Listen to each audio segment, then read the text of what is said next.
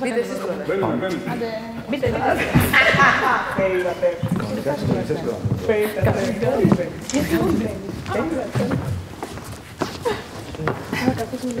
Άλλαξε. Ναι. Σε αυτή τη στιγμή. Τα τελευταία στιγμή είναι καλύτερα. Παιδιά, καλησπέρα. Ευχαριστούμε πάρα πολύ που είστε όλοι εδώ. Μιλήσαμε με τον καθένα σας ξεχωριστά μαζί με την Τζάκη για να καταλήξουμε στα κατάλληλα άτομα που πιστεύαμε ότι θα συντονίσουν καλύτερα αυτή τη συζήτηση.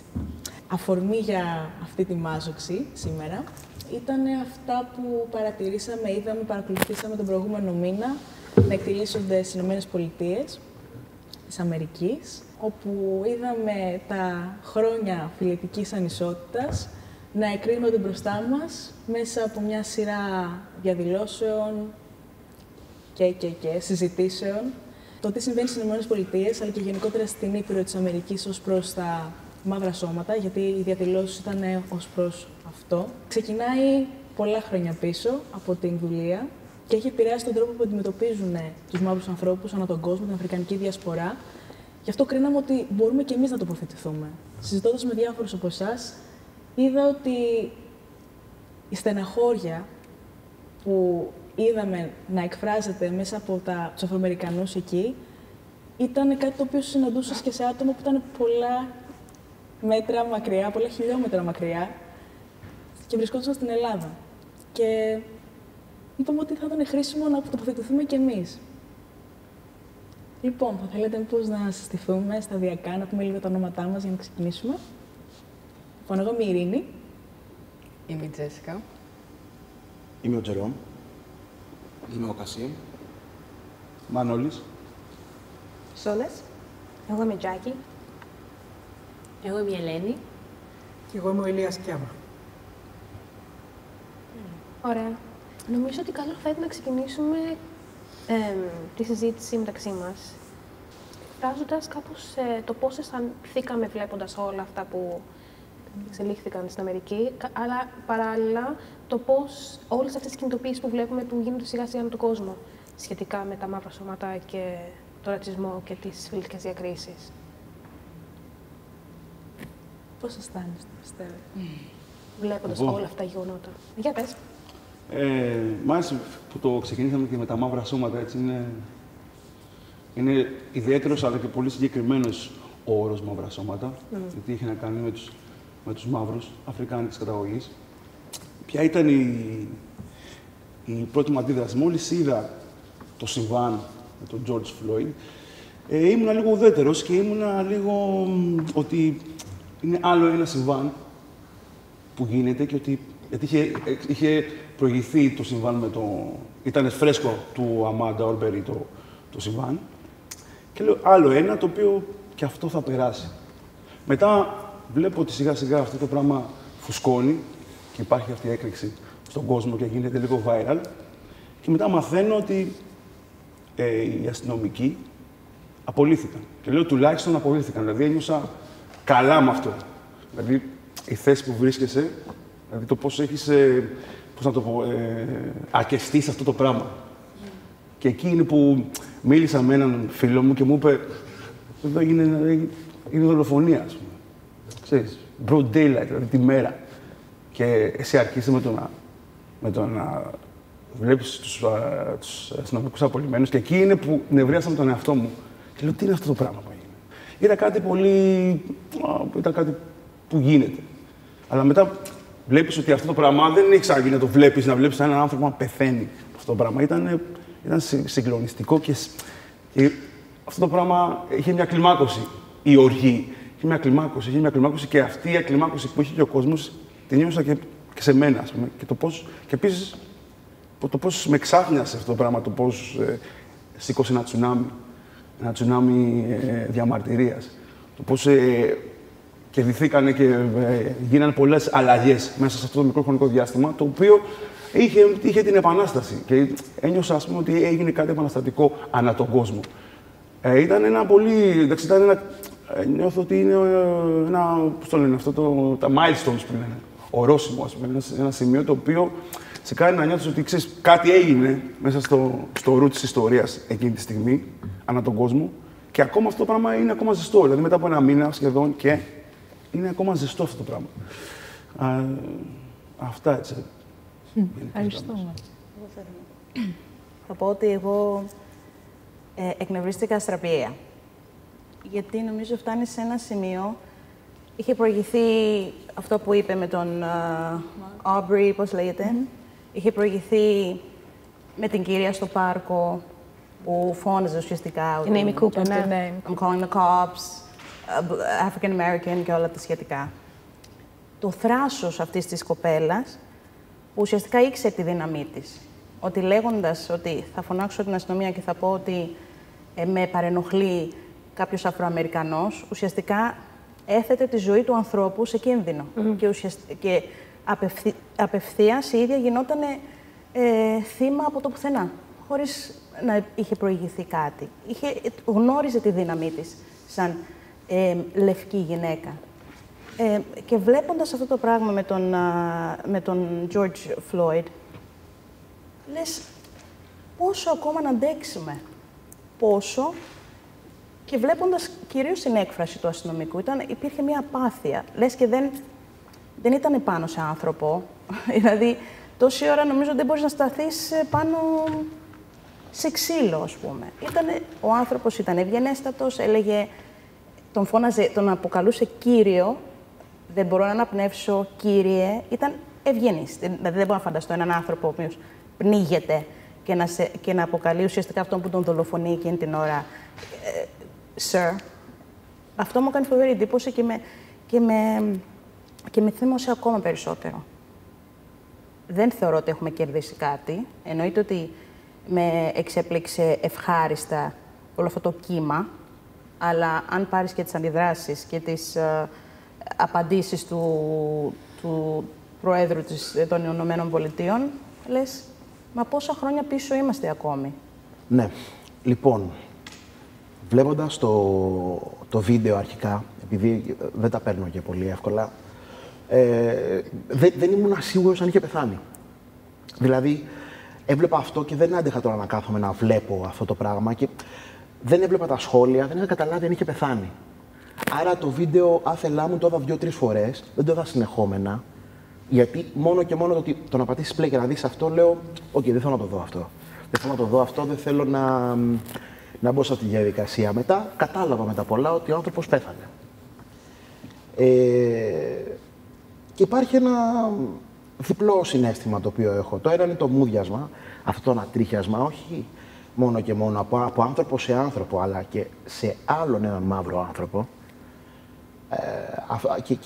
Και νιώθεις αυτό και λες τώρα, τι είναι αυτό. Και το άλλο είναι ότι αυτή η κακή οικειότητα που υπάρχει σε αυτό, ότι το βλέπεις και το ξαναβλέπεις και λες, α, συνέβη πάλι αυτό, ο άλλος είχε βγει για joking, τον θεωρήσαν αυτό, της άλλης πήγανε στο σπίτι της, σκοτώσανε, λένε, α, κάναμε λάθος, τελικά ήταν λάθος στο σπίτι. Και όλα αυτά που συμβαίνουν σε αυτή τη χώρα, με τα τεράστια κοντράστ, τη χώρα της ελευθερίας, τη χώρα της ευκαιρίας, την Αμερική, pursuit of happiness, και ενώ εμείς εδώ έχουμε, ας πούμε, το RTC και μετά, ας πούμε, εκεί σε πυροβολούνε και μετά σε ρωτάνε ποιος είσαι. Αν για κάποιο λόγο δεν έχεις πεθάνει, απαντάς και μπορεί να έχει γίνει κάτι σωστό, μπορεί να έχει γίνει κάτι λάθος. Είμαι πάρα πολύ περήφανος για όλο αυτό που έχει συμβεί και το ότι αποφάσισαν να ξυλώσουν τη χώρα και να την κάψουνε. Βέβαια, με απογοητεύει το γεγονός, γιατί είπε ο Μανώλης προηγουμένως ότι δεν τους αποδόθηκαν κατηγορίες αμέσως. Κάηκαν πόσες πολιτείες, γίναν πόσες πορείες, άνθρωποι στην Αμερική, στον κόσμο. Νομίζω κατέβηκαν και εξωγήινοι, ξέρω εγώ. Έγιναν πολλά πράγματα, πολλά, για να γίνει το αυτονόητο. Σύλληψη. Να τους πάνε... Μια σύλληψη. Ευχαριστούμε, Τζερόμ. Ποιος άλλος? Εγώ θέλω να πω ότι δεν το είδα το βίντεο. Είμαι από τους λίγους, πιστεύω. Δεν νομίζω. Κι εγώ. Ναι. Κι εγώ, ναι. Είδα κάποιες σκηνές, κάποιες φωτογραφίες με την άκρη του ματιού μου. Δεν μου πήγαινε η καρδιά μου να πατήσω play να το δω. Γιατί υπάρχουν κάποιες, νομίζω, στιγμές στη ζωή, κάποια όρια, τα οποία όταν τα ξεπεράσεις, δεν μπορείς να ξαναγυρίσεις ποτέ πίσω. Νομίζω ότι η θέαση αυτού του βίντεο προκαλεί ψυχολογικό τραύμα στους ανθρώπους αφρικανικής καταγωγής σε όλο τον κόσμο. Προκαλεί ψυχολογικό τραύμα γιατί εκεί είναι η συνειδητοποίηση ότι οτιδήποτε και να κάνει ένας άνθρωπος, μάλλον να μην κάνει, γιατί πάντα είναι ότι αντιστάθηκε στους αστυνομικούς ή έτρεξε να φύγει ή οτιδήποτε και του ρίξαν 44 σφαίρες στην πλάτη. Πάντα κάτι φταίει. Δηλαδή, πάντα η διήγηση του γεγονότος φεύγει από τον εγκληματία αστυνομικό και πάει στο θύμα και το κατηγορώνει στο θύμα. Το θύμα φταίει γιατί έτρεξε, γιατί αντιστάθηκε, γιατί δεν υπάκουσε, γιατί δεν ξάπολεσε στο έδαφος. Ο Τζορτζ Φλόιντ έκανε όλα αυτά. Ήταν στο έδαφος, με χειροπέδες, αυτό και παρακάλεσε κιόλας με πολύ ωραίο τρόπο, με πολύ ευγένεια, αυτό το κύριε που είπατε πολύ σωστά. Και παρόλα αυτά, αυτός ο άνθρωπος μπροστά σε όλους τους ανθρώπους εκεί που ήταν, του τραβάγανε βίντεο, πόζαρε στο βίντεο. Έτσι. Δηλαδή, αν αυτό ήταν ταινία και δεν ήταν πραγματικότητα, θα ήταν μια ταινία με πολύ σκληρό περιεχόμενο. Θα βάζανε και το αυτό μπροστά, βάζουν το σκοτάδι. Ναι, graphic content. Ναι, υπερβολική βία, ας πούμε, σαν ταινία και μετά ξέρεις, βλέπεις τους ηθοποιούς ότι επιβιώσανε όλοι και ότι ήταν. Αλλά σε αυτό ήταν πραγματικότητα. Αρχικά είχα την άρνηση, αυτό που νομίζω ότι ο Τζερόμ το είπε πολύ ωραία, ότι τι έγινε, μήπως επέζησε αυτός ο άνθρωπος, μήπως, 500 πράγματα μήπως. Μετά πήγα στο θυμό, άρχισα να θυμώνω και λέω, καλά, δεν γίνεται αυτό το πράγμα να γίνεται μέρα μεσημέρι.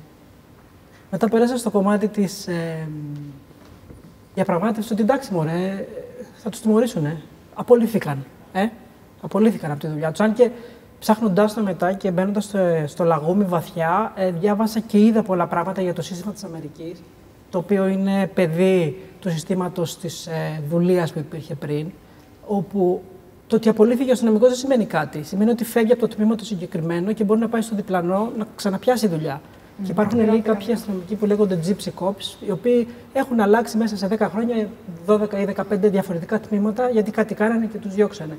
Δηλαδή το ότι απολύθηκε κάποιος ή ότι του πήρε 60 μέρες μια άδεια άνευ αποδοχών για να σκεφτεί τι κακό έκανε, τις πράξεις του, δεν σημαίνει κάτι. Έτσι, το κομμάτι της απόλυσης. Είμαι στη διαπραγμάτευση, λοιπόν, θα τιμωρηθούν. Δεν μπορεί, θα βγει ο πρόεδρος, ο πατέρας του έθνους και θα μιλήσει και βγήκε και μίλησε και καλύτερα να μην μίλαγε. Μετά πέρασα στο κομμάτι της θλίψης. Λέω ότι τα πράγματα μάλλον έτσι θα είναι. Και άρχισα να στεναχωριέμαι μετά, γιατί λέω αυτοί οι άνθρωποι στην Αμερική ποτέ δεν θα μπορέσουν να βιώσουν την πραγματική ισότητα. Και μετά στην αποδοχή ότι ξέρεις κάτι, σταμάτησα να μπαίνω και να διαβάζω και αυτό. Λέω ότι κι αλλιώς, Ηλία, δεν μπορείς να κάνεις τίποτα για να βοηθήσεις την κατάσταση εκεί. Μόνο χαλιέσαι. Θα κοιτάξεις εδώ τι μπορείς να κάνεις και ήταν πολύ ωραία τώρα που βρισκόμαστε εδώ και τα λέμε, αυτό μπορώ να κάνω, μπορώ να μιλάω για αυτά τα θέματα. Είμαι στο κομμάτι αυτό της αποδοχής, ότι ξέρεις κάτι, πάντα περίμενα ότι θα αλλάξει ο κόσμος, αυτό είχαμε μαύρο πρόεδρο πριν τον Ομπάμα, ότι ο κόσμος προχωράει, αλλά φαίνεται ότι θέλει και το δικό μας πρόξιμο για να φύγει και να ξεκολλήσει από το κομμάτι αυτό του ρατσισμού. Αυτό που τη συζήτηση που κάνουμε σήμερα νομίζω είναι. Και χαίρομαι πάρα πολύ, δεν ξέρω αν πρέπει να το πω, αλλά με πάρα πολύ μεγάλη αγαλίαση παρατηρώ τα κτίρια να καίγονται. Έτσι, πάρα πολύ. Δηλαδή, πραγματικά με προκαλεί ευχαρίστηση αυτά τα μαγαζιά, τα αστυνομικά τμήματα, τα περιπολικά. Λέω επιτέλους, γιατί οι Αφροαμερικάνοι είναι αναγκασμένοι από το σύστημα να υπακούνε τους νόμους και τη δικαιοσύνη, η οποία όμως δεν προστατεύει αυτούς. Δηλαδή, οι άνθρωποι που υποτίθεται ότι πρέπει να protect and serve αυτούς, δηλαδή να προστατεύουν και να υπηρετούν, είναι άνθρωποι που τους σκοτώνουν.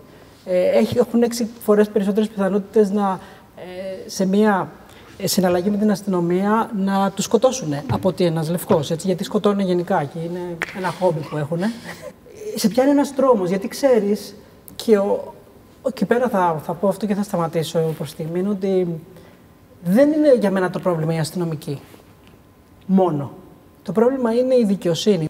Εγώ, σε αυτό που είπες ότι πράγματι να ξεκινήσουμε από την αρχή, δεν ξέρω αν φτάνει καν στην δικαιοσύνη, γιατί το δίκαιο φτιάχνεται από την ηθική της κάθε εποχής. Και η ηθική της εποχής ακόμα δεν έχει προστάξει τη δικαιοσύνη της Αμερικής, των ΗΠΑ και όχι μόνο, να αλλάξουν κάποιους νόμους. Ανέφερες πριν ότι ήταν ευγενικός. Εγώ δεν θα τον χαρακτήριζα ακριβώς έτσι. Ήταν ευγενικός και τον αποκαλούσε «Σερ, φύγετε πάνω από το λαιμό μου».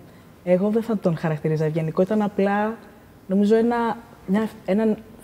μια φυσική κατάσταση που κατά κύριο... Ήταν υποταγμένος. Είναι μια φυσική κατάσταση που ξεκινάει από την εποχή της δουλείας στις ΗΠΑ και βασικά την Ήπειρο της Αμερικής, έτσι, μην ξεχνάμε όλα τα υπόλοιπα. Αυτό φτάνει μέχρι και τώρα. Ότι αν έχω κάποια πιθανότητα να με λυπηθούν, πρέπει να δηλώσω υποταγή. Γι' αυτό ο κόσμος σοκάρεται αυτή τη στιγμή που καίγανε τα κτίρια.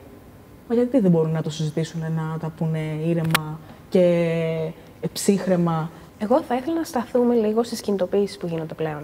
Δηλαδή στις αντιδράσεις. Γιατί τα γεγονότα αυτά λίγο τα έχουμε συνηθίσει. Κασίμ, κάτι θες να πεις? Ναι, και το γεγονός, αυτό που με εκπλήσει είναι το γεγονός ότι έχουμε ξεσηκωθεί σιγά-σιγά ανά τον κόσμο.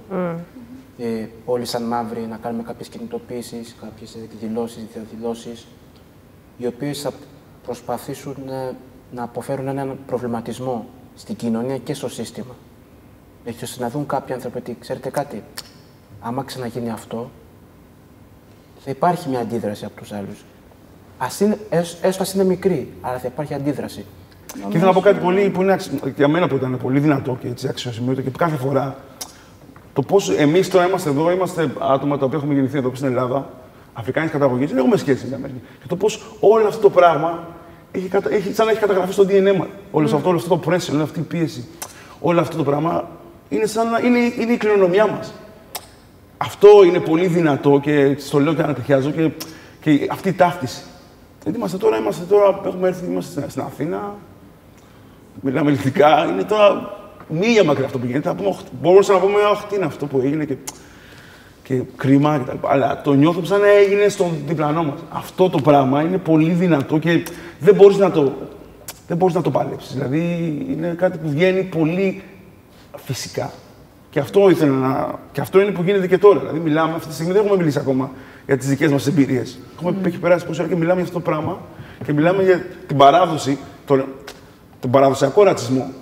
Γιατί στην Αμερική έχει παράδοση ο ρατσισμός. Νομικά κατοχυρωμένο. Ναι, είναι παράδοση ο ρατσισμός. Δεν έχουμε ζήσει εμείς τον παραδοσιακό ρατσισμό. Δεν τον έχουμε βιώσει εμείς, γιατί βρισκόμαστε σε κάποιες χώρες οι οποίες μπορεί να. Δεν είμαστε σε μια χώρα που έχει κάνει απικίες. Είμαστε σε μια χώρα που έχει εισρωή μεταναστών και δεν έχουμε νιώσει αυτό το πράγμα. Δηλαδή είναι καινούρια. Σε αυτόν τον βαθμό. Ναι, σε αυτόν τον βαθμό. Ναι, επειδή δεν είναι κάτι καινούργιο. Δηλαδή τα τελευταία 50 χρόνια που μπορεί να δει. Δεν έχουν θεμελιωθεί ολόκληρα συστήματα. Ναι. Αλλά εκεί είναι παράδοση. Και είμαστε εμείς τώρα εδώ και συζητάμε για αυτή την παράδοση. Μελετάμε αυτό το πράγμα και αυτό το πράγμα είναι δικό μας. Δηλαδή όλα αυτά τα 400 χρόνια είναι δικά μας. Δηλαδή αυτό. Δεν ξέρω αν καταλαβαίνετε πώς το λέω. Μπορώ να προσθέσω κάτι. Ναι. Και εδώ συμβαίνουν διάφορα. Εκεί πεθαίνουν. Εμείς εδώ είμαστε μέχρι στιγμής ακόμα ζωντανοί. Τι είχε να κάνει με αυτό. Ωραία, μου δίνεις ένα πολύ ωραίο πάτημα. Αυτό είμαι εδώ. Να πατάμε πάνω σου. Χαλή να γίνει ασένα. Βλέπουμε εδώ και στις διαδηλώσεις, βλέπουμε και στις πορείες που γίνανε και στην Ελλάδα και στην Ευρώπη και στην Αμερική. Πλακάτ που έγραφαν I can't breathe, δεν μπορώ να αναπνεύσω.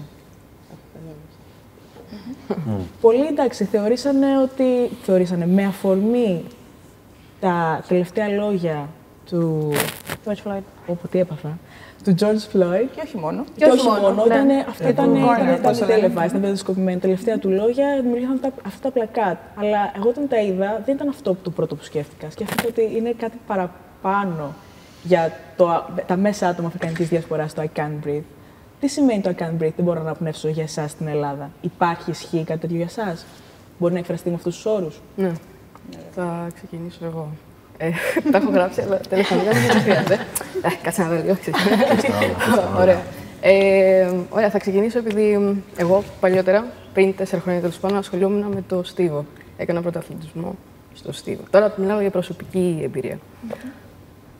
Ήταν το 2009, το κοιτάω γιατί δεν θέλω να κάνω λάθος, ήταν το 2009 και ήμουν στην ηλικία 13 με 14 ετών. Και είχαμε κάποιους αγώνες στο στίβο, στον Πανελλήνιο κυρίως, και έρχεται η προπονήτριά μου εκείνη την ημέρα και μου λέει «Τζέσικα, δεν στο είχα πει πιο πριν, αλλά στο λέω τώρα. αν βγεις πρώτη και πιάσεις και το όριο, θα πας στους Θα πάω πού? Στο Μαναμά. Ναι, θα πάω στο Μαναμά για να εκπροσωπήσω την Ελλάδα. Το ακούω εγώ εκείνη τη στιγμή αυτό, λέω, τι λέτε τώρα, θα πάω εγώ, θα ταξιδέψω, θα εκπροσωπήσω την Ελλάδα. Βεβαίως, θα βάλω τα δυνατά μου, θα τρέξω και ξαναλέω, μου το είπανε εκείνη τη στιγμή, πριν 10, ούτε καν, 5 λεπτά πριν την εκκίνηση. Και λέω, οκ, τέλεια. Πάμε, λάβετε θέσεις, έτοιμοι, πάμε, βάζω τα δυνατά μου, τρέχω, ήμουνα πρώτη, πιάνω το όριο, δηλαδή βλέπω την προπονήτριά μου ήταν χαρούμενη, που λέει, μπράβο Τζέσικα, τα κατάφερες, έπιασες το όριο, θα πάω στο Μαναμά. Λέω, τι λέτε τώρα. Πάω στη μητέρα μου, την αγκαλιάζω, χαίρομαι εκεί. Ούτε 5 λεπτά δεν πέρασαν. Και ξαφνικά έρχεται ένας κύριος και μου λέει, Τζέσικα, τελικά δεν θα μπορέσεις να πας. Λέω, γιατί? Γιατί δεν είσαι Ελληνίδα, δεν έχεις ελληνική υπηκότητα, οπότε αυτό που θα κάνουμε είναι η δεύτερη κοπέλα θα πάρει τη θέση σου. Εκείνη τη στιγμή ένιωσα όλες και μου κόψανε τα φτερά. Εκείνη τη στιγμή ήταν που ένιωσα για πρώτη φορά ότι όντως I can't breathe. Δηλαδή κάθε φορά που το λέω, το έχω πει 100.000 φορές αυτή την ιστορία. Συγγνώμη. Το έχω πει 100.000 φορές αυτή την ιστορία και είναι σαν χθες. Γιατί σαν μικρό κορίτσι και εγώ, επειδή ήμουν πάρα πολύ καλή στον αθλητισμό εκείνη την εποχή, ο στόχος μου ήταν, δηλαδή, εντάξει, ζω σε μια χώρα το οποίο το αγαπάω και τώρα ήταν όνειρο για μένα να πάω να το εκπροσωπήσω κιόλας. Και λέω, τι λέτε τώρα, θα πραγματοποιηθεί. Και ξαφνικά να σου λένε που η δεύτερη δεν έπιασε καν το όριο, συγγνώμη που το λέω έτσι, αλλά νευριάζω, ότι θα πάρει τη θέση μου. Επειδή αυτό. Okay. Και εκείνη τη στιγμή ένιωσα ότι, Τζέσικα, ό,τι και να κάνεις σε αυτή τη χώρα, είτε, ξέρω εγώ, έχεις και τον καλύτερο προπονητή στην Ελλάδα, είτε βγαίνεις πρώτη, δεν θα σε πάρουν ποτέ, γιατί δεν είσαι Ελληνίδα. Θα παίρνει πάντα η δεύτερη τη θέση σου, η τρίτη, η τέταρτη και δεν ξέρω και εγώ τι. Αυτό ήταν το πρώτο που ένιωσα ότι I can't breathe. Το δεύτερο ήταν στα 18 μου, όταν έκλεισα τα 18 και ήταν... Να σου πω λίγο νερό, γιατί for sure you can't breathe τώρα, δηλαδή, και γίνεται λίγο... Θα αρχίσουμε να κλαίμε όλοι με τη σειρά τώρα, να πούμε. Εντάξει, λίγο μοιράκι. Περάσαν αυτά. Ναι, πέρασαν, αλλά δεν πονάει, γιατί εντάξει, ήτανε... Για το λαγιό που έλεγα, σε πιάνει. Εννοείται. Τέλος πάντων, το δεύτερο ήταν στα 18 μου, που εντάξει, τώρα ήρθε η ώρα για να βρούμε κι εμείς δουλειά. Και παίρνω τηλέφωνο, ήταν ως πολίτρια σε ένα κατάστημα στο Κολονάκι. Και παίρνω τηλέφωνο, μιλάω με την κυρία που το σήκωσε τέλος πάντων. Και όλα τέλεια. Δεν ακούστηκε, λες και το έχω σίγουρα αυτή τη δουλειά. Έλα, μου λέει, την τάδε μέρα, την τάδε ώρα, να σε δούμε. Οκ, τέλεια. Σκάω εγώ στο κατάστημα, δεν μπαίνω καν, δηλαδή δεν μ' άφησαν καν να μπω μέσα. Είμαι στην πόρτα, με βλέπει ο κύριος που ήταν εκεί, σοκαρισμένος. Λες και μου λέει, έχεις χαθεί, τι κάνεις εδώ. Λέω, έχω συνέντευξη, είμαι η Τζέσικα που μιλήσαμε στο τηλέφωνο χθες και έτσι και έτσι. Σκαλώνει αυτός, κοιτάει την κυρία δίπλα του, κοιτιούνται. Λέει, και η έκφρασή του ήταν σε φάση, εντάξει, άστο, θα πάρω εγώ την πρωτοβουλία να της το πω. Και έρχεται, ούτε καν, δηλαδή ξαναλέω, δεν με άφησαν καν να μπω μέσα. Και με κοιτάει και μου λέει, κορίτσι μου, συγγνώμη για αυτό που θα σου πω, αλλά δεν θέλουμε μαύρους εδώ. Και επειδή ήταν η πρώτη φορά, δηλαδή στο σχολείο δεν το βίασα ποτέ αυτό, και ήταν η πρώτη φορά που το βιώνω έξω στην κοινωνία από έναν άνθρωπο προφανώς που δεν ήξερα και όλα τα σχετικά. Και ένιωσα, δηλαδή δεν μπορούσα καν να αντιδράσω. Αν ήταν τώρα, προφανώς θα αντιδρούσα, δηλαδή θα είχα κάνει χαμό. Αλλά εκείνη τη στιγμή, επειδή ήταν η πρώτη φορά που το βίωσα αυτό, να μου πει κάποιος ότι δεν σε θέλω επειδή είσαι μαύρη, σκάλωσα, ένιωσα ότι μου κόπηκαν τα πόδια και ήθελα απλά να ανοίξει εκεί και να με καταπιεί εκείνη τη στιγμή. Και λέω, εντάξει, φαντάσου, είπα και ευχαριστώ. Ευχαριστώ και έφυγα. Οπότε, αυτό κιόλας μου προκάλεσε φόβο, γενικότερα στο να βρω, να ψάξω για δουλειά, γιατί πάντα νιώθω ότι μπορεί, όταν με δούνε ότι είμαι μαύρη, ας πούμε, να μου πούνε δεν κάνεις ή να βρουν κάποια δικαιολογία για να μην μου δώσουν τη δουλειά. Οπότε γενικά αυτά ήταν, ας πούμε, τα δύο βασικά που όντως με έχουν στιγματίσει. Προφανώς υπάρχουν και άλλα τόσα. Ευχαριστώ πάρα πολύ. Προφανώς υπάρχουν και άλλα τόσα. Αλλά ναι, δηλαδή αυτή ήταν η δικιά μου εμπειρία στο κομμάτι του I Can Breathe. Θυμάμαι η πρώτη φορά που βγήκα εκτός ήταν σε ένα live στην Κύπρο και επειδή είχα 3 μήνες ακόμα στην άδεια διαμονής. Δηλαδή πήγα, ας πούμε, το Δεκέμβρη και θα έλεγε το Φλεβάρι. Και πρόλαβα. Εν τω μεταξύ, τότε οι άδειες διαμονής ερχόντουσαν πολύ αργά. Δηλαδή ερχόντουσαν είτε λιγμένες, είτε μετά από. Ήθελες, ας πούμε, 2 μήνες και έλυγε. Με τα χρόνια μπήκαμε σε ένα καθεστώς. Με πολλούς αγώνες, με πολλές ομάδες που έχουν δημιουργηθεί. Το Generation, η Ανάσα, όχι από την Καμπάνια, όχι στο ρατσισμό, από την Κούνια, το Διαβατήριο. Πολλές ομάδες οι οποίες μας βοήθησαν, βοηθηθήκαμε κι εμείς και επικοινωνήσαμε το πρόβλημά μας μέσα στα χρόνια. Κατακτήσαμε κάποια πράγματα, ακόμα παλεύουμε γι' αυτά.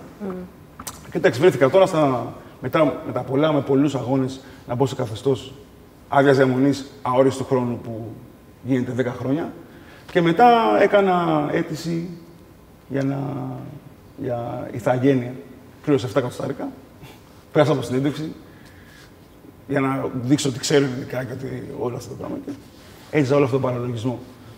Αυτό λίγο πολύ ξέρω ότι όλοι το έχουμε ζήσει με τον ένα ή τον άλλο τρόπο και είναι έτσι είναι αυτό το πράγμα, το I can't breathe. Ότι... Ναι, νομίζω είναι πολύ σημαντικό και για τη συζήτηση να θυμίσουμε ότι μέχρι το 2010 δεν υπήρχε νομοθετικό πλαίσιο το οποίο αναγνώριζε το ότι υπάρχουν άνθρωποι εδώ στην Ελλάδα που έχουν γεννηθεί και έχουν μεγαλώσει και οι γονείς έχουν μεταναστεύσει στη χώρα. Και νομίζω σε αυτό αναφέρεσαι μάλλον όλοι, ότι μιλάμε για ένα κενό, νομοθετικά τουλάχιστον. Πολύ καιρό, ναι. Ορίστε. Για πολύ καιρό. Για πάρα πολύ καιρό, ακριβώς. Ήταν μια περίοδος 10 χρόνων που ήμασταν πολύ στον αέρα μετέωροι και δεν ξέραμε τι θα κάνουμε. Πηγαίναμε, πιέζαμε καταστάσεις, αλλά και πάλι ήταν αδιέξοδο η κατάσταση. Στο κομμάτι του I can't breathe που λες. Και επίσης ένα πολύ σημαντικό, επειδή υπάρχει γενικά το σκεπτικό ότι έλα μωρέ, οι μαύροι όλο γκρινιάζουν και όλο για τον ρατσισμό λένε κτλ. Δεν είναι κάτι το οποίο εμείς επιλέγουμε. Δεν είναι ότι είμαστε, πώς σου λένε, υποχόνδροι που βρίσκουμε αρρώστιες και λέμε αχ, πονάει μέσα μου χωρίς να υπάρχει. Είναι μια κατάσταση, ένας τείχος που έρχεται ξαφνικά σε καθέναν συμβαίνει σε διαφορετική ηλικία. Δεν μπορώ να αναπνεύσω, νομίζω για μένα ήταν αυτή η λέξη. Ήταν η λέξη η οποία αισθανόμουν ότι δεν υπάρχει αέρας όταν. Και ειδικά όταν ήμουν μπροστά σε κόσμο και υπήρχε κι άλλος κόσμος γύρω, δεν ήξερα πώς να αντιδράσω. Αυτό που είπες, Τζέσικα, είναι αυτό το. Σου λένε κάτι και είναι το σοκ τόσο δυνατό που. Θα ξαναγυρίσω πάλι στο κομμάτι του τραύματος.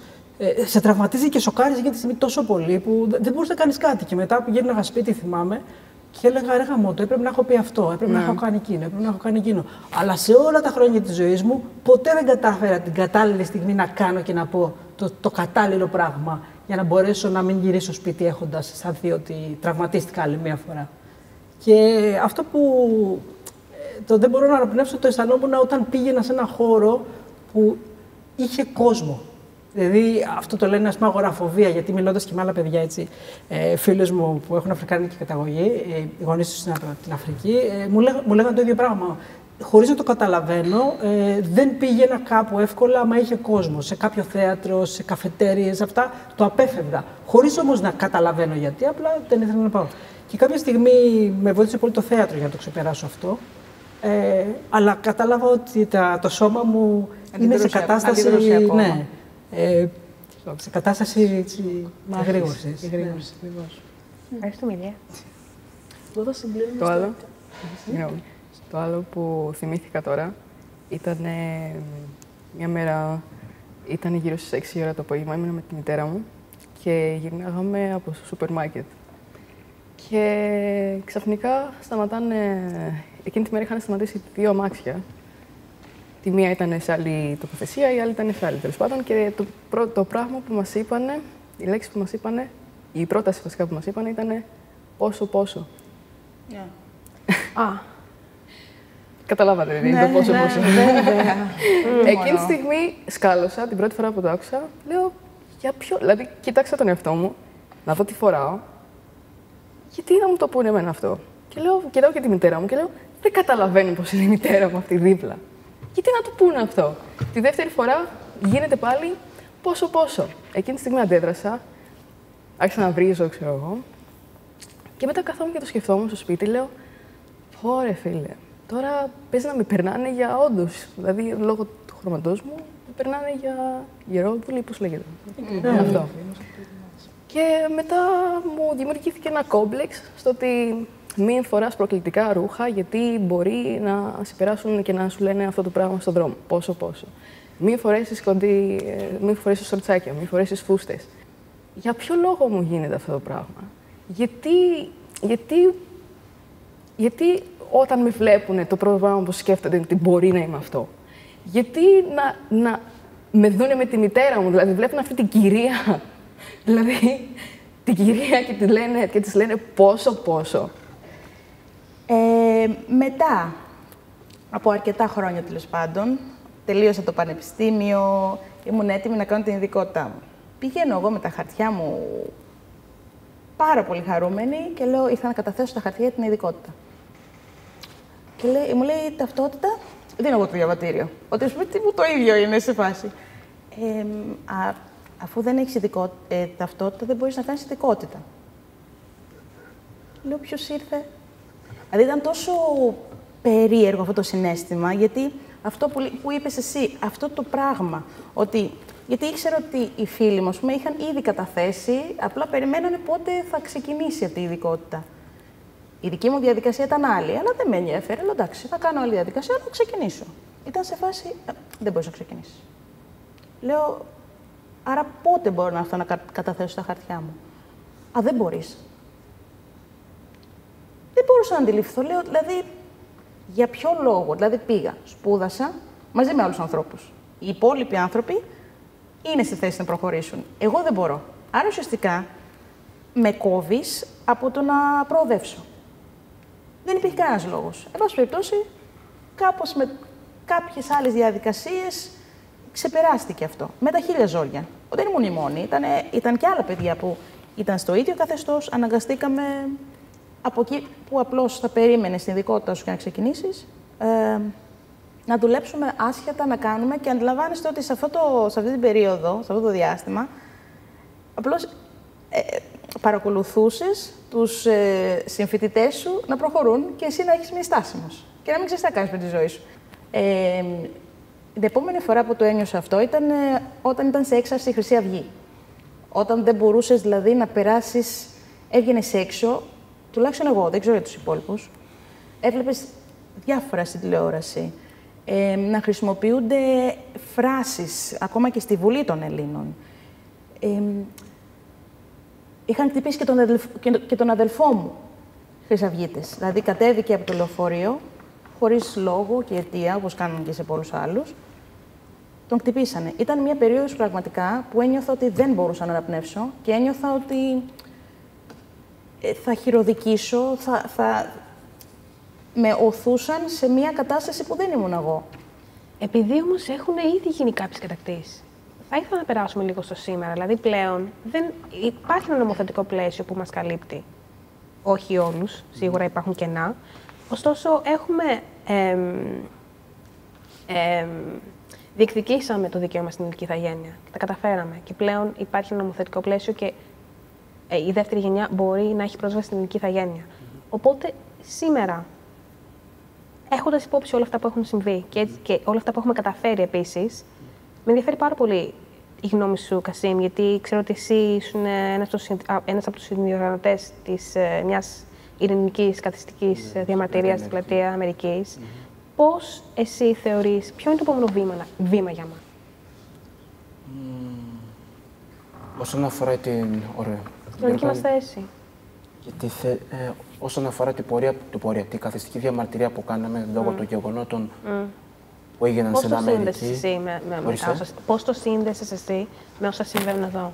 Ο στόχος να δείξουμε έναν προβληματισμό, να δείξουμε ότι στη συγκεκριμένη περιοχή, επειδή έχει γκετοποιηθεί και επειδή ξέρετε ότι υπάρχουν πολλοί μαύροι και πολλοί ξένοι στην Πλατεία Αμερικής, να δείξουμε με αυτόν τον τρόπο ότι όντως υπάρχουν άτομα εκεί που έχουν παιδεία, που έχουν μόρφωση και μπορούμε με τέτοια δρόμια, με τέτοιες εκδηλώσεις να δείξουν ότι δεν είμαστε μόνο παιδιά του δρόμου. Να δείξει μια άλλη πλευρά, εννοείς. Ναι, ακριβώς. Να δείξει μια διαφορετική σκοπιά των πραγμάτων. Ακριβώς έτσι, ώστε να δείξουμε έναν προβληματισμό στον άσπρο, στον Έλληνα άσπρο, ότι υπάρχουμε κι εμείς εδώ. Ότι μιλάμε ελληνικά, ότι έχουμε μόρφωση. Ότι οι μαύροι θέλουν να ακολουθήσουν τα όνειρά τους. Να μην υπάρχει ένα εμπόδιο μπροστά τους. Επειδή δεν έχεις την ελληνική ταυτότητα, δεν μπορείς να γίνεις δικηγόρος, δεν μπορείς να γίνεις γιατρός, δεν μπορείς να γίνεις ποδοσφαιριστής, δεν μπορείς να γίνεις γιατροδικαστής. Οτιδήποτε είναι αυτό. Οτιδήποτε είναι αυτό. Επίσης μπορεί και να μπορείς να γίνεις. Δεν είναι τόσο εύκολο. Αυτό είναι μόνο σίγουρο. Ο αθλητισμός είναι ένα δύσκολο κομμάτι. Είναι πολύ δύσκολο κομμάτι. Το έχω βιώσει και εγώ, το έχω βιώσει και η Τζέσικα. Είναι ένα πολύ δύσκολο κομμάτι το οποίο μπορείς να διακριθείς από εκεί. Δεν χρειάζονται μόνο ικανότητες για να διακριθείς εκεί. Χρειάζονται και άλλα πράγματα. Γιατί να βάλω το ξένο τώρα μέσα, όλος είναι. Όπως και στις δουλειές, καθημερινότητα. Για ποιο λόγο να προωθήσουμε το ξένο και το δικό μας παιδί. Ενώ ξέρουν ότι το παιδί αυτό είναι χρυσάφι σαν πολύ. Χρυσάφι. Αλλά κάνουν τα στραβά μάτια. Νιώθετε ότι υπάρχουν σύμμαχοι γύρω μας? Ότι μπορούμε να φτάσουμε? Ή βασικά πώς φανταζόμαστε την πραγματική αλληλεγγύη? Καλά, πάντα υπήρχαν σύμμαχοι. Από την αρχή του ταξιδιού μας στο αυτονόητο, το να έχουμε τα δικαιώματά μας σαν άτομα, σαν πολίτες, να είμαστε ενεργοί πολίτες σε αυτή την κοινωνία και να μην είμαστε πολίτες β' κατηγορίας. Όπως είπες πριν, έχουμε κάνει κάποιες κατακτήσεις. Έχουμε κερδίσει κάποια πράγματα. Με τα πολλά χρόνια έχουμε πρόσβαση στην τι θα γίνει. Άσχετα αν η διαδικασία μπορεί τώρα να κολλήσει και να κολλάσει μέχρι να το κάνει. Γιατί ξέρω πολλά παιδιά που έχουν κάνει αίτηση και δεν έχει ακόμα περιμένουν. Ναι. Το να πας σε μια καφετέρια και να δει ο κόσμος ότι υπάρχει μια μαύρη, πιστεύουν ότι δεν θα πάει καλά το μαγαζί. Κάπως δεν θα έχουμε τα. Στον έναν είναι token. Γιατί δείχνεις και λίγο ότι είσαι ανοιχτός, είσαι διαφορετικότητα και όλοι είναι ακριβώς, δεχόμαστε τους πάντες. Αλλά όταν αρχίζουν να αυξάνονται τα άτομα, μπαίνει σε μια άλλη κατηγορία. Εγώ έπαιζα σε μια σειρά φέτος, το αν ήμουν πλούσιος. Ο ρόλος μου ήταν ο Ζαφύρης. Αν δεν είναι ο μόνος, είναι από τους λίγους χαρακτήρες, μαύρους χαρακτήρες, οι οποίοι μιλούσαν ελληνικά κανονικά. Όχι σπαστά. Δεν ξέρω αν ήμουν ο μόνος. Νομίζω πως κανονικά ελληνικά. Αυτό ήταν επίτευγμα, νομίζω. Και θέλω να σας δείξω τώρα την αλυσίδα. Αυτό είχε αποφασίσει ο παραγωγός, ο σκηνοθέτης, ο άνθρωπος που πουλούσε το προϊόν στην κοινωνία, να πει ότι παιδιά, ανάμεσά μας υπάρχουν και άνθρωποι οι οποίοι μιλάνε ελληνικά κανονικά. Εγώ θα ήθελα λίγο κάτι να. Αν με συγχωρείτε. Επειδή άκουσα κάτι που δεν μ' άρεσε. Αναφερθήκαμε στην περιοχή του κέντρου σαν υποβαθμισμένη. Δεν τη θεωρώ υποβαθμισμένη. Οι άλλοι την αποκαλούν έτσι. Και θεωρώ ότι για μένα τουλάχιστον είναι λάθος να την πούμε έτσι. Γιατί απλώς στο κέντρο οι περισσότεροι είναι ξένοι. Δεν είναι καθόλου υποβαθμισμένοι. Οι άνθρωποι ζουν εκεί, εργάζονται, ζουν αξιοπρεπώς. Είναι μια περιοχή που την αγαπώ, πραγματικά. Αλλά δεν νομίζω ότι αυτός ο χαρακτηρισμός ήταν άστοχος. Δεν μας αδικεί αρκετά, ειδικά τα νέα παιδιά. Δηλαδή, δεν ξέρω πόσο χρόνο είσαι. 25. Θεωρώ ότι είναι λάθος να περνάει αυτό στο μυαλό κάποιου, ότι εγώ ζω σε μια υποβαθμισμένη περιοχή. Γιατί είναι υποβαθμισμένη? Πώς χαρακτηρίζουμε μια περιοχή υποβαθμισμένη? Σιγά σιγά νομίζω πρέπει να ολοκληρώνουμε όντως, οπότε θα ήθελα να ακούσω κάποια τελευταία σχόλια από όλους. Πάνω στο. Ήθελα να πω λίγο το θέμα των στερεοτύπων, δηλαδή το πώς έχει δημιουργηθεί ένα κόμπλεξ εισαγωγικά και αυτό το θέμα της ενσυναίσθησης, το οποίο είχατε στείλει, το οποίο δεν μπορεί κάποιος να έρθει στη θέση σου. Δηλαδή να περπατήσεις και να ακούσεις ένα σχολιάκι σήμερα.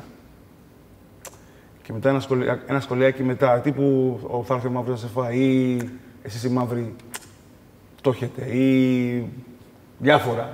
Και ακούς ένα σχολιάκι από εκεί, ένα σχολιάκι από εδώ. Και αυτό μέσα σε ένα μήνα, να ακούσει 10 σχολιάκια, δημιουργείται κάτι το οποίο δεν μπορείς να το επικοινωνήσεις στον άλλον και να το καταλάβει. Και δεν μπορεί να αντιληφθεί. Δηλαδή, είναι πολλοί φίλοι μου που λένε δεν υπάρχει. Υπάρχει ρατσισμός. Δεν υπάρχει αυτό το πράγμα. Είναι πολλοί που το πιστεύουν ότι έχει προοδεύσει η κοινωνία και ότι δεν υπάρχει μια μερίδα ατόμων, που πάντα θα υπάρχει μια μερίδα ατόμων που θα έχει αυτές τις αντιλήψεις. Ελένη, θα θέλεις να μας πεις κάτι? Ναι. Και να κλείσουμε με την Ελένη. Αυτό που είπε ο Μανώλης για τον τρόπο αντίδρασης ορισμένων σχολείων, έχω πάρει τώρα ένα παράδειγμα από τον αδερφό μου και προσπαθώ έτσι να το εφαρμόσω κι εγώ. Ο αδερφός μου προσπαθεί πάντα όταν υπάρχει άσχημη ανταπόκριση από κάποιον που τον γνωρίζει, πάντα προσπαθεί να τον κερδίσει μέσα από την πλάκα. Και είναι ένας τρόπος, ναι, άμυνας μπορώ να πω. Προσπάθησα και εγώ να το εφαρμόσω και είχα πάει μια φορά σε έναν φούρνο, έτυχε, πεινούσα και περπατούσα στον δρόμο και πέρασα από έναν φούρνο και ήταν μέσα μία κυρία και πάω και στέκομαι δίπλα της για να ψωνίσω. Και γυρνάει και με κοιτάει έτσι, γυρνάει μπροστά, μιλάει με την κυρία που δουλεύει στο φούρνο, μετά γυρνάει ξανά και με κοιτάει έτσι και μιλάει για μένα στην κυρία, τι θέλει αυτή τώρα, τι θέλει. Και γυρνάω εγώ, στέκεται ένας κύριος δίπλα μου και γυρνάω και του κάνω, μάλλον για εσάς, λέει, δεν ξέρω. Σας κοιτάει η ώρα. Και μιλάω δυνατά έτσι ώστε να ακούσει. Και γελάει η σφουνάρισα και της κάνει και μου λέει, μη την ακούς μου, ρε τη γριούλα, καλή είναι, καλή είναι. Και εκεί πέρα πιάσαμε κουβέντα και της λέω της γιαγιάς, πώς είσαι γιαγιά, καλά είσαι, την πιάνω στην πλάτη, πέρα τη χτυπάω λίγο παραπάνω δυνατά. Και μου κάνει σιγά κοπέλα μου, σιγά, αλλά εντάξει ήταν κάτι που έσπασε στον πάγο και μου χαμογελούσε μετά, ήταν πολύ περίεργο. Ήταν, ναι, και προσπαθώ να το αντιμετωπίζω έτσι, του τρελού, μπορώ να το πω. Αλλά όντως σου δημιουργεί μερικά πράγματα τα οποία δεν μπορείς να τα αφήσεις και πορεύεσαι με αυτά. Εγώ προσωπικά προσπαθώ ακόμα να βρω έναν λόγο να συνεχίζω, γιατί πολλές φορές λέω εντάξει, κουράστηκα, τέλος, κουράστηκα. Κάθε φορά αυτό λέω, δεν μπορώ άλλο, κουράστηκα. Τώρα έκανα έναν γολγοθά ενός χρόνου να βρω σπίτι. Γολγοθάς ήταν για μένα. Γιατί με αυτό με το σπίτι... Η τελευταία, ναι, η τελευταία προσπάθεια, η πρώτη τελευταία προσπάθεια, η τελευταία πέτυχε, η πρώτη τελευταία προσπάθεια ήταν σε μία πανέμορφη κυρία, εισαγωγικά, σαν άνθρωπος. Ήταν μία παρόμοια με της Τζέσικα εμπειρία, ήταν μία παρόμοια εμπειρία. Την παίρνω τηλέφωνο το πρωί, της λέω «Γεια σας, μετά τη δουλειά θα περάσω να δω το σπίτι». Αφού έχουμε μιλήσει και της έχω πει ότι είδα το σπίτι σας σε μία αγγελία, οπότε θα περάσω μετά τη δουλειά να το δω. «Ναι, αγάπη μου, ναι, πώς σε λένε Ελένη». «Ωραία, σε περιμένω, έρχεται». 10 λεπτά πριν φτάσω, την παίρνω τηλέφωνο, της λέω «Έρχομαι για να δω το σπίτι». Φτάνω κάτω από το σπίτι, χτυπάω κουδούνι, κοιτάω, παίρνω τηλέφωνο, χτυπάω ξανά κουδούνι, τίποτα. Ξαφνικά βλέπω ένα κεφάλι στο παράθυρο, με κοιτάει. Την κοιτάω κι εγώ, τη βλέπω και συνεχίζω. Χτυπάω κουδούνι, συνεχίζω, παίρνω τηλέφωνο, δεν απαντάει. Κάποια στιγμή κατεβαίνει. Και της λέω «Γεια σας». «Γεια σου, κοπέλα μου, είσαι η Ελένη?» «Ναι, η Ελένη είμαι». «Α, μόλις το έκλεισε ο άντρας μου». «Μόλις το έκλεισε, μα μιλήσαμε πριν». «Μόλις το έκλεισε». Και πότε πρόλαβε να το κλείσει?» Μόλις τώρα το έκλεισε το σπίτι». Ήτανε λίγο απογοητευτικό, ήταν ένας άλλος στίχος. Και δεν μπορούσα να το συλλάβω και απλά εντάξει. Της είπα ότι, οκ, να είστε καλά, συμβαίνουν αυτά και εντάξει, υπήρχαν και του τύπου σε άλλα σπίτια γιατί είδες ότι είναι πολλά τα λεφτά για σένα. Ναι. Και πού το ξέρεις αυτό, λέει στην τσέπη μου, είναι πολλά τα λεφτά για σένα, δεν θα τα βγάλεις πέρα. Και δεν θέλω να έρθουμε σε ρήξη τώρα, να έρθει μια μέρα να μου πεις δεν έχω. Εντάξει. Τι δουλειά κάνει. Ωραία. Προφανώς μόνο η μαύρη. Τέτοια πράγματα. Ναι, τα οποία δεν ξέρω. Εγώ ένιωθα ότι με αποδυναμώνουν γενικότερα.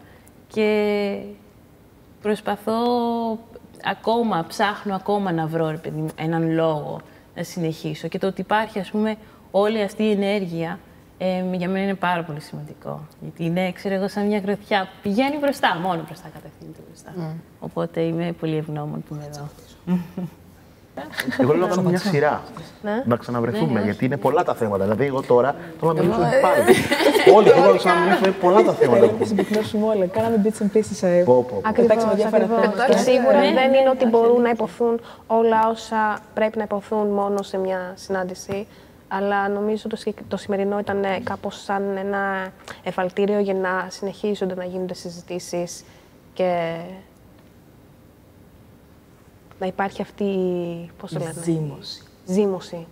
Η αλήθεια είναι ότι είναι ωραίο όταν νιώθεις μια ανακούφιση κάπως, όταν ακούς ότι υπάρχουν κι άλλοι σαν εσένα που το έχουν βιώσει. Εντάξει, ναι, μεν το ξέρουμε, αλλά δεν το συζητάμε τόσο συχνά. Δηλαδή, δεν καθόμαστε και λέμε τα προβλήματά μας, τι βιώνουμε στην καθημερινότητά μας. Και αυτό εδώ πέρα, ας πούμε, κάπως σε κάνει να νιώθεις... Σε εξανθρωπίζει, βασικά. Ναι. Γιατί πολλές φορές καλούμαστε να τα επικοινωνήσουμε με άτομα τα οποία καλώς και κακώς δεν τα έχουν βιώσει. Είναι εξαντλητικό το να εξηγείς βασικά πράγματα. Αυτό. Που είναι βασικά για εμάς, έτσι. Ακριβώς. Και δεν θα να είναι βασικά, αλλά είναι βασικά. Ναι. Για εμάς. Ευχαριστούμε πάρα πολύ. Να είστε καλά.